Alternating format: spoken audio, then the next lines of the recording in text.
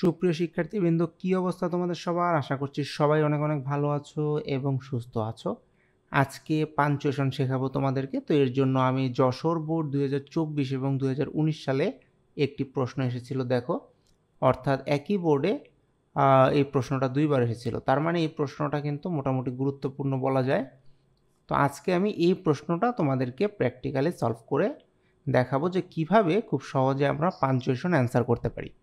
আমি আশা করব ভিডিওটা না টেনে সম্পূর্ণ দেখার চেষ্টা করবে, তাহলে তুমি বুঝতে পারবে যে পরীক্ষার হলে খুব সহজে কিভাবে পাঞ্চুয়েশন মার্ক অ্যান্সার করে ফুল মার্ক পাওয়া সম্ভব।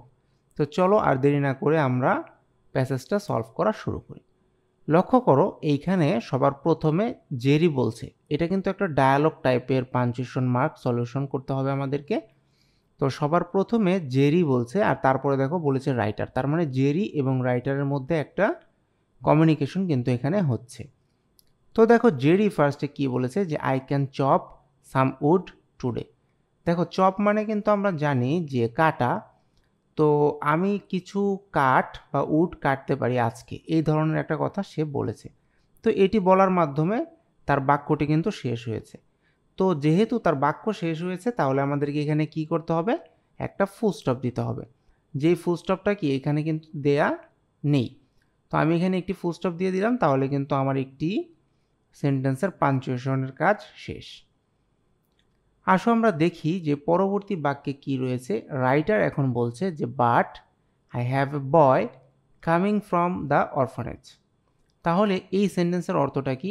রাইটার বলছে কিন্তু আমার তো একটি ছেলে আসছে অরফানেজ বা এতিমখানা থেকে। হ্যাঁ, এই ধরনের একটা মিনিং এখানে বোঝানো হয়েছে যে আমার একটা ছেলে আছে যে অরফানেজ থেকে আসছে। এখন দেখো পরের লাইনে জেরি বলেছে আই এম দ্য বয়, আমি সেই বালক। তো রাইটার মূলত ওই যে জেরি যে এসেছে তাকে চিনতে পারেনি, এই ধরনের একটা মিনিং কিন্তু এখানে তৈরি হয়েছে। তো আমরা দেখো এখানে কি করব, যেহেতু বাটের বিটা এখানে ক্যাপিটালে আছে, তো এখানে তো আর আমাদের কিছু করার নেই। এরপর দেখো আই হ্যাভ। তো আমরা সবাই জানি যে যখন কোনো একটি ওয়ার্ডকে শর্ট করা হয় তখন আমরা অ্যাপোস্ট্রফি ব্যবহার করি সেখানে। তো দেখো এখানে আইয়ের পরে যে ভিই আছে এটি দিয়ে কিন্তু বোঝানো হয়েছে আই হ্যাভ। তো তাহলে আমরা এটাকে কিভাবে কারেকশন করব? আমরা কিন্তু এই আই আর যে ভিই রয়েছে এর মাঝখানে আমাদেরকে একটা অ্যাপোস্ট্রফি ব্যবহার করতে হবে। দেখো এই যে আমাদেরকে এভাবে লিখতে হবে, আমি যেভাবে লিখেছি যে I have a boy coming from the orphanage. তো এখানে তো ফুল স্টপ দেখো আগে থেকেই দেওয়া আছে, তাহলে আমার কিন্তু আর কোনো কারেকশন এখানে করার কোনো প্রয়োজন থাকছে না। তো আসো আমরা এখন আমাদের পরের সেন্টেন্সে যাই। এখানে আবার জেরি বলছে আই অ্যাম দ্য বয়। এই যে দেখো আই এর পরে এম রয়েছে, এই এমটা কিন্তু এ এম জি এম সেইটার শর্ট ফর্ম।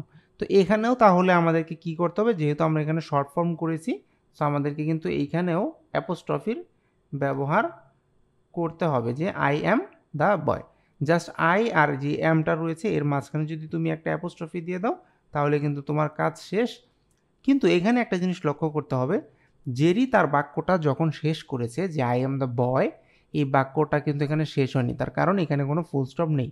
তো আমরা এখানে কি করব? আই অ্যাম দ্য বয়ের পরে একটি ফুল স্টপ কিন্তু এখানে বসিয়ে দেব। হ্যাঁ, তারপর লক্ষ্য করো যে রাইটার কি বলেছে। রাইটার বলছে যে you but you are small. তার মানে কি? যে তুমি, কিন্তু তুমি তো ছোট। তো এই যে জেরি আগের সেন্টেন্সে বলেছে যে আই এম দ্য বয়, তার মানে আমি সেই বালক। এখন রাইটার বলছে তুমি, অর্থাৎ এটি কিন্তু রাইটার একটা প্রশ্ন করছে যে তুমি সেই বালক, কিন্তু তুমি তো ছোট। এই ধরনের একটা কথা কিন্তু এখানে বলা হয়েছে। তাহলে এই যে ইউ তুমি, এরপরে আমরা কি করব? যেহেতু এটি একটি প্রশ্নের মতো শোনা যায়, আমরা এখানে একটি প্রশ্নবোধক চিহ্ন কিন্তু অ্যাড করে দেব। তাহলে আমাদের একটি প্রশ্ন হচ্ছে এখানে যে তুমি, তারপর বলছে বাট ইউ আর স্মল, কিন্তু তুমি তো ছোট। তাহলে দেখো এই যে ইউ, তারপরে দেখো আর ই আর রয়েছে, এটা কিন্তু ইউ এ আর ই, অর্থাৎ এ আর ই যেই আর সেইটার শর্ট ফর্ম হচ্ছে ইউ আর। তো ইউর পরে তাহলে আমাদেরকে দেখো কি করতে হবে? ওই যে একটু আগে আমি যেটা শিখিয়েছি দেখো, ইউ তারপর অ্যাপোস্ট্রফি দিয়ে তারপরে আমাদেরকে আর ই লিখতে হবে যে ইউ আর স্মল। তাহলে কিন্তু দেখো আমাদের কাজ এখানে হয়ে যাবে যে কিন্তু তুমি তো ছোট। তো এইখানে তো প্রশ্ন হয়েছে যে তুমি, আর তারপরে কিন্তু বলেছে কি বাট ইউ আর স্মল, কিন্তু তুমি তো ছোট। তাহলে এখানে কিন্তু আর প্রশ্ন নেই, এটি একটি জাস্ট একটা বিবৃতি হয়েছে যে তুমি তো ছোট। তো এইখানে আমরা তাহলে কি করব, আমাদেরকে কিন্তু একটা ফুল স্টপ দিতে হবে যেহেতু বাক্যটা এখানে শেষ হয়েছে, ঠিক আছে। এরপরে এই রাইটারের পরে আসো আমরা আবার জেরির কাছে যাই, যে জেরি কি বলছে, যে size doesn't matter chopping wood. লক্ষ্য করো এখানে কিন্তু একটি জিনিস বোঝার রয়েছে, জেরি বলেছে সাইজ ডাজেন্ট ম্যাটার, তাহলে ডাজেন্ট কিন্তু ডাজ নটের একটা শর্ট ফর্ম, তাহলে এইটাকে আমাদেরকে কারেকশন করতে হবে। এই ডাজেন্টকে দেখো আমরা কি করব, এই এর পরে একটি অ্যাপোস্ট্রফি দিয়ে তারপরে আমরা টিটা লিখতে পারি, তাহলে কিন্তু আমাদের কাজটা হবে যে সাইজ ডাজেন্ট ম্যাটার, তাহলে সাইজটা ব্যাপার না, তারপরে কি হয়েছে দেখো চপিং উড। তো এখানে বুঝতে হবে সাইজটা ব্যাপার না আর চপিং উড, তার মানে কি কাট কাটাটা ম্যাটার করে বা কাট কাটাটা গুরুত্বপূর্ণ। তার মানে এখানে দেখো এই বাক্যটিতে দুটি পার্টের তৈরি হচ্ছে, একটি হচ্ছে সাইজ ডাজেন্ট ম্যাটার আর আরেকটি হচ্ছে কি যে চপিং উড বা উডটা চপিং করাটা কিন্তু গুরুত্বপূর্ণ। তো এই সাইজ ডাজেন্ট ম্যাটার আর এই চপিং উড, তাহলে এই দুইটা পার্ট যেহেতু হচ্ছে তাহলে আমরা দুইটা পার্টকে এখানে আলাদা করে ফেলবো। এখন আলাদা কিভাবে করে আমরা জানি, কমার মাধ্যমে কিন্তু আলাদা করা যায়। সো আমরা এখন এখানে কমা দিয়ে দিলাম চপিং উড। তো দেখো এইখানে কিন্তু সেন্টেন্সটা এসে শেষ হয়ে গিয়েছে। তো যেহেতু শেষ হয়ে গিয়েছে তাহলে যেখানে সেন্টেন্স শেষ হয় এখানে তো আর কিন্তু কমা ব্যবহার করার কোনো সুযোগ আমাদের থাকে না। তো সেই ক্ষেত্রে দেখো আমরা কি করব, আমরা এই কমাটাকে পরিবর্তন করে এখানে ফুল স্টপ করে দেব, ঠিক আছে, কারণ কমা তো আমরা আগে একবার বসিয়ে দিয়েছি, সো আমরা এখন এখানে ফুল স্টপ করে দিচ্ছি চপিং উড। তারপর দেখো কি বলছে, যে some of the big boys don't chop well, তার মানে কোনো কোনো বড় বড় বালক যারা রয়েছে তারাও কিন্তু ভালো কাটে না। তো এইখানে যেহেতু আমি ফুল স্টপ দিয়েছি তাহলে এখান থেকে তো আমার সেন্টেন্স শুরু হচ্ছে, আর আমরা সবাই জানি যে যখন কি হয় কোনো একটি সেন্টেন্স শুরু হয় তখন কিন্তু সেটা আমাদেরকে কি করতে হয়, ক্যাপিটাল লেটারে করতে হয়। তাহলে এখানে এভাবে সাম না লিখে আমাদেরকে ক্যাপিটাল লেটারে এস দিয়ে দেন সাম লিখতে হবে, তাহলে কিন্তু আমার এই বাক্যটা সঠিক হবে, আদারওয়াইজ কিন্তু আমার এই বাক্যটা সঠিক হবে না। তো সাম অফ দ্য বিগ বয়েজ, দেখো ডোন্ট রয়েছে, ডোন্ট কিন্তু ডু নটের শর্ট ফর্ম, তাহলে আমরা কি করব, এটাকে যখন কারেকশন করব তখন আমরা লিখব এইভাবে, ঠিক আছে, একটা অ্যাপোস্ট্রফি আমরা এখানে ব্যবহার করব যে ডোন্ট চপ ওয়েল, অর্থাৎ কোনো কোনো বড় বালকও কী করে না, ভালো কাটতে পারে না। তো এরপরে দেখো আবার বলছে I have been chopping wood for a long time, তাহলে এই যে কোনো কোনো বড় বালক যে ভালো কাটে না, তাহলে এটা একটা বাক্য এবং এটা আলাদা একটা বাক্য হিসেবে আমাদেরকে কনসিডার করতে হবে। তো যেহেতু আলাদা বাক্য তার মানে আমাকে এখানে কি করতে হবে, একটি ফুল স্টপ কিন্তু ব্যবহার করতে হবে। তারপরে রয়েছে কি দেখো আই হ্যাভ বিন চপিং, অর্থাৎ আমি চপিং করছি বা কাটছি ফর এ লং টাইম, একটা দীর্ঘ সময় ধরে, তাহলে এই যে আই ভি এটা কিন্তু আই হ্যাভ এর শর্ট ফর্ম, ঠিক আছে। তো যখনই শর্ট ফর্ম হয়, আমি তো তোমাদেরকে আগেও বলছি, বারবার বলছি যে তখন আমরা কি করি, তখন আমরা অ্যাপোস্ট্রফি ব্যবহার করি। তো এখানে এই যে আই ভি এটাকে আমরা তাহলে কিভাবে কারেকশন করব, আমরা এভাবে আই লিখব, দেন অ্যাপোস্ট্রফিটা দিয়ে দেন আমরা ভিই লিখলে কিন্তু আমাদের এইটা কি হবে, কারেকশন হয়ে যাবে। তো আমরা তাহলে এখানে কি লিখলাম, যে I have been chopping wood for a long time, অর্থাৎ দীর্ঘ সময়ের জন্য আমি কি করছি, কাটছি। তো এই যে আমি দীর্ঘ সময়ের জন্য কাটছি, এখানে কিন্তু সেন্টেন্স শেষ হয়েছে, কিন্তু এখানে আগেই প্রশ্নে ফুল স্টপ দেওয়া আছে। সো যেহেতু এখানে ফুল স্টপ দেওয়া আছে, কাজে আমার আর কি করতে হচ্ছে না, আমার কিন্তু এখানে আর কোনো পাঞ্চুয়েশন বসানোর প্রয়োজন নাই বা চেঞ্জ করার কোনো প্রয়োজন নাই। তো আমি এখন কি করব, আমি এখন তারপরের যে সেন্টেন্সটি রয়েছে এবং সর্বশেষ সেন্টেন্স এই প্রশ্নের সেখানে যাব। এখানে রাইটার কি বলছে দেখো, যে ভেরি ওয়েল মানে কি খুবই ভালো, there is the axe go ahead see what you can do, তাহলে দেখো এখানে কিন্তু অনেকগুলো বাক্য তৈরি হয়ে যাচ্ছে রে ভাই।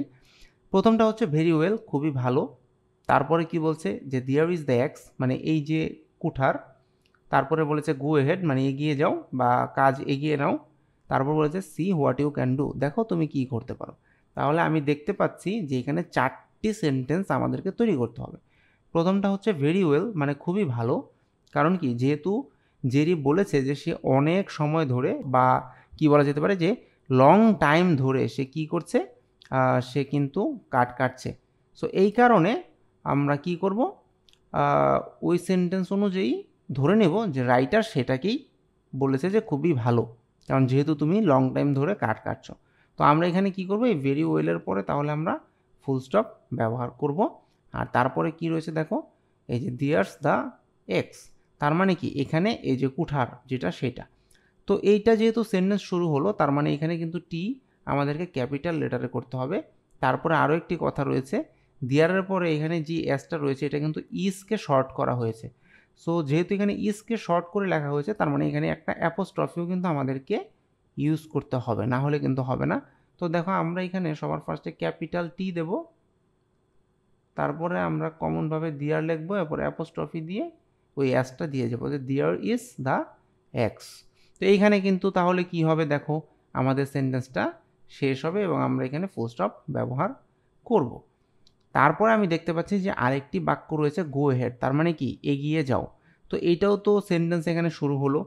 সো যেহেতু আমার সেন্টেন্স শুরু হচ্ছে, তার মানে আমাকে কি করতে হবে, অবশ্যই এখানে ক্যাপিটাল লেটারে গো লেখা ছাড়া কিন্তু আমার কাছে কোনো অল্টারনেটিভ নাই।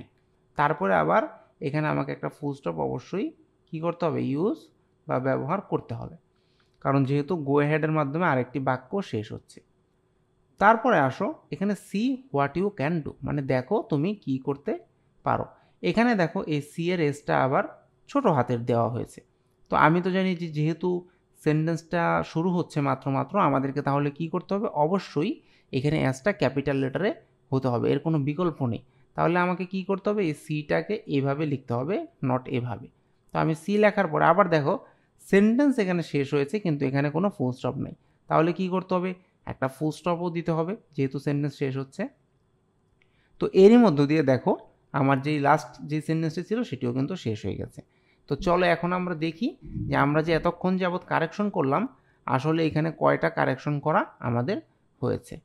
তো আমি এখন রেড কালার দিয়ে তোমাদেরকে মার্ক করে দেখাবো যে কয়টা কারেকশন হলো। একটা কারেকশন হয়েছে, দুটো, এখানে হয়েছে তিনটে কারেকশন, এখানে একটা চারটা, পাঁচটা, দেখো ছয়টা, সাতটা, আটটা, নয়টা, 10টা, 11, 12, 13, 14, 15, 16, 17, 18, 19।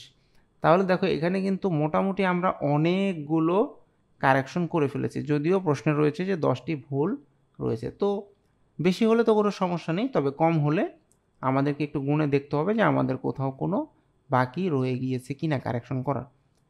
তো আমি আশা করব যে আজকের এই ভিডিওটি তোমরা মনোযোগ দিয়ে দেখেছো এবং তোমরা বুঝতে পেরেছো যে বোর্ডের পরীক্ষাতে আসলে কোন ধরনের পাঞ্চুয়েশনগুলো লাগে এবং কিভাবে সেগুলোকে ব্যবহার করতে হয়। তোমাদের মধ্যে অনেকেই আছো যারা পাঞ্চুয়েশনকে খুবই হেলাফেলা করো, কিন্তু পরীক্ষার হলে গিয়ে দেখা যায় যে তোমরা কিন্তু 5/5 আর পেতে পারো না। সে কারণে দেখা যায় 1 থেকে 2 মার্ক অনেক সময় মিস হয়ে যায়, বা কারো কারো ক্ষেত্রে হয়তোবা সে 5-এর মধ্যে 2 বা 3 পাও। তো এই ছোট ছোট যেই টপিকগুলো রয়েছে বা সহজ যেই টপিকগুলো রয়েছে এগুলোতে কিন্তু এ প্লাস মিস হয়ে যেতে পারে এগুলোর কারণে। তার কারণ কি জানো, অনেক সময় দেখা যায় 1-2 নাম্বারের জন্য এ প্লাস মিস হয়ে যায়। তো আমি বলবো যে তোমরা যারা পরীক্ষায় ভালো ফলাফল করতে চাও তারা কিন্তু এই সহজ টপিকগুলোকে অবহেলা করার কোনো সুযোগ নেই। তার কারণ হচ্ছে এই টপিকগুলোতে কোনোভাবেই মার্কস মিস করা যাবে না, কারণ অনেক টপিক রয়েছে ওগুলো থেকে তুমি কিন্তু ফুল মার্কস পাবে না। তো এই ধরনের যে সহজ বা তুলনামূলক সহজ যেই টপিকগুলো রয়েছে এগুলো থেকে কিন্তু ফুল মার্ক তুলতে পারলেই কেবলমাত্র তুমি ওই দিক থেকে একটি ব্যাকআপ পেয়ে যাবে। তো আশা করব তোমরা আমার ভিডিওগুলো প্লেলিস্ট আকারে দেখবে, প্রিভিয়াস ইয়ারের বোর্ডের প্রশ্নগুলো সলভ করবে নিয়মিত এবং বাসায়ও নিয়মিত প্র্যাকটিস করবে। আজকের মতো এই পর্যন্তই। আর ভিডিওটা যদি তোমার কাছে ভালো লেগে থাকে তাহলে অবশ্যই লাইক, কমেন্ট এবং শেয়ার করো। আর যদি তুমি এই চ্যানেলে নতুন হয়ে থাকো তাহলে নিয়মিত আমার ভিডিওগুলো পাওয়ার জন্য অবশ্যই চ্যানেলটিকে করো সাবস্ক্রাইব। তো সবাই ভালো থাকো, সুস্থ থাকো, কথা হবে নতুন কোনো ভিডিওতে। Till then thanks for watching, tata.